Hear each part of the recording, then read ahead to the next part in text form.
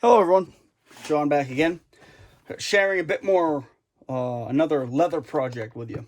A few years ago I made a video about reloading lever actions, like how to manage your ammunition, and I mentioned having a particular pouch, but I hadn't made one in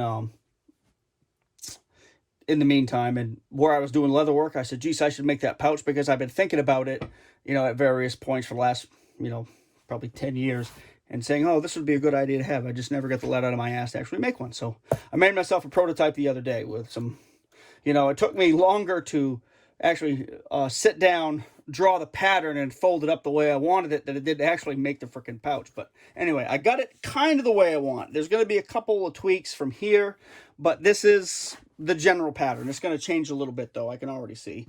I've only used it at home. I haven't taken it to the range. Well, when I say at home to most of you, that means, oh, you've taken it to the range because I have a range right at home. But I'm going to take it to the actual range with a couple of different rifles and revolvers and work it out. So basically, this is a box pouch. Pretty simple. It's got basically a tongue on the inside of folded leather. You could pull that up to fill it, but then push it in like this. So the idea being, you've got a bunch of ammo. And we're just going to dump some 44 Magnum in here and see what happens. Here's our 44 Magnum, and it goes. 44 Magnum down the hatch. Let's say you're out in the woods, you shoot a couple rounds in your 44 Magnum, you open your pouch, you grab a few rounds here to top it off, you leave it open, and then you have to go chase after a deer or a squirrel or a zombie or something. Are you going to lose all your ammunition? Well, perhaps not. Oh, look, Country Boy made something. I'll tell you right now, with 44 and 357, 30-30 is fine. It will not hold 45-70. I'm going to have to lengthen this flap a little bit so it holds. It gives a little bit more friction. But otherwise, you've got ammo in here. You pop the top, reach down inside, hook your fingers like this, pull a round or two out, load it, you're good to go. Ideally, you snap it back up. If you don't, this kind of protects it. This flap also helps it from keeps it from rattling around as much. When this pouch is more full, it doesn't make much noise. A lot less noise than with it being with a lot less noise than than carrying a pocket full of ammo, because as your leg goes back and forth as you walk, it rattles. This rattles a little bit, but not a lot, because it tends to stay in one place and just kind of do this. I'm also working on, maybe putting something in the bottom to silence it. But this is, when there's a lot of ammo in it, this flap tends to put pressure on the rounds, and it tends to kind of silence them a little bit. So that's kind of a good thing. Useful for lever action rifles, revolvers, any firearm type that's basically non-semi-automatic. So let's take care of these.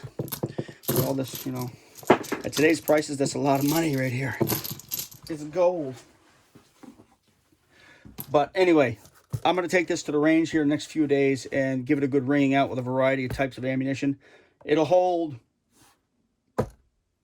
50 or so rounds, 55 rounds of 44 Magnum, a little more 357. Holds 25 or so rounds of 45-70 and about 35 rounds of 30-30 right now. I may change the dimensions based on tweaking it a little bit, but this is the kind of pouch I'm talking about. It has a full flap to keep the snow and the rain off your ammunition. Closed at the sides. Has this inner flap to stop your ammunition from leaking out if you fall down or if you go prone, or you get in a tussle or something like that. What I haven't done to this, because I think it might be too noisy, I haven't given this the oil and wax treatment I gave the 1860 holster you saw. I might do that, I might not, because I'm afraid that it's going to make it too stiff, so you get that kind of noise out of it. Whereas it's leather, it's a little soft, I can figure it out. Though it's occurred to me that I could do the wax treatment to the outside and have a liner that kind of silenced the ammunition. But anyway, that's something that's going to be on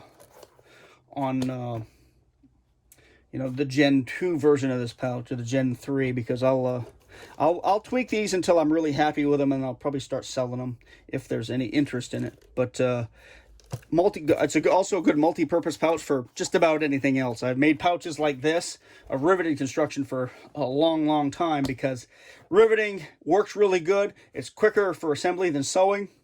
Sometimes it's a little bit more complicated as far as how to get down into different areas with a section of anvil or something to set the rivet. But other than that, I've got a couple of them. I have a little flint and steel kit that's a little smaller than this that I've had for 25 or 30 years. That has suffered atrocious abuse, and it wasn't even first quality leather. This is first quality leather. But anyway, well, next time you see this will probably be on my belt out at the range, and we'll give it what for with some lever action rifles and maybe some revolvers. All right, guys, see ya. Take care.